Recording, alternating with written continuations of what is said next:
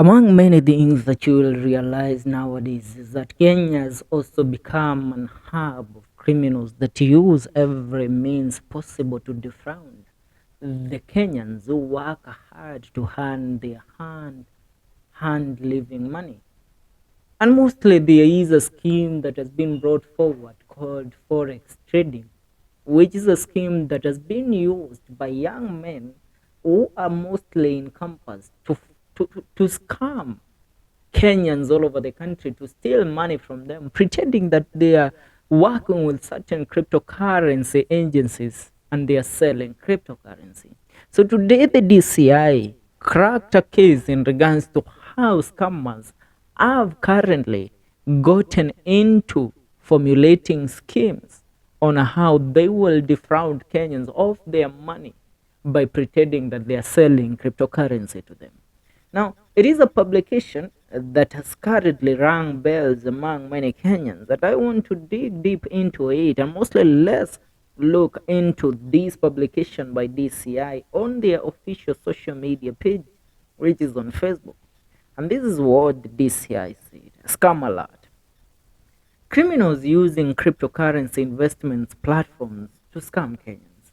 The DCI has noticed with concern the increase in reports of loss of hand money by Kenyans to scammers. Scores are being lured to join online cryptocurrency investment platforms and end up losing their investment to the fraudsters. We are currently investigating several such cases where investors who fell for the scammer crying fall in the modern day. Hoodwink that has swept the Kenyan market, short messages, SMS, that read make money sitting at home are being sent to random people with a link to join the online investment platform with promises of high margins of profit as returns on investment, and suspecting victims venture into the schemes, and before they realize it, they have lost huge sums of money to scammers.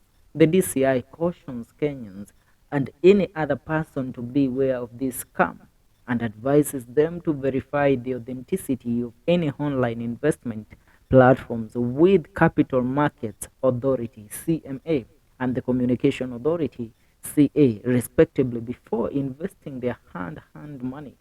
Should you have information on anyone using this approach to scam investors, please contact the DCI through their toll line 0800722203. Now, DCI wamegundua, you know what? It is happening.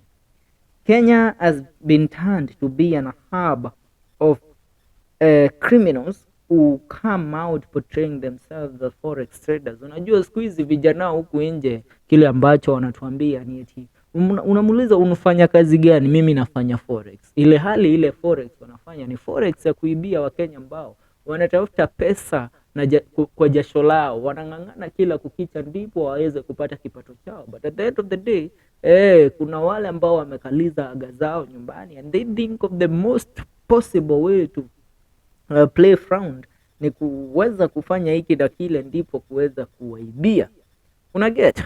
So this has become a trigger, it has become something that is making people millionaires. These scammers are becoming millionaires while you as a Kenyan you are unajipata maisha inakupiga, mambo inakuendea ndivyo sivyo.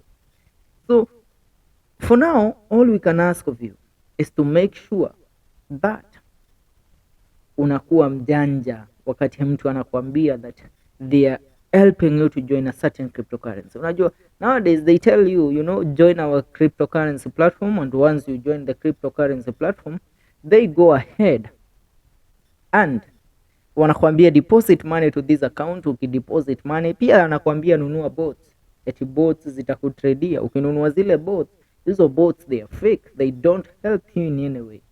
Yeah, and that's what's up, that's what's happening. Make sure you subscribe. See you in the next one. This is FM Show KE.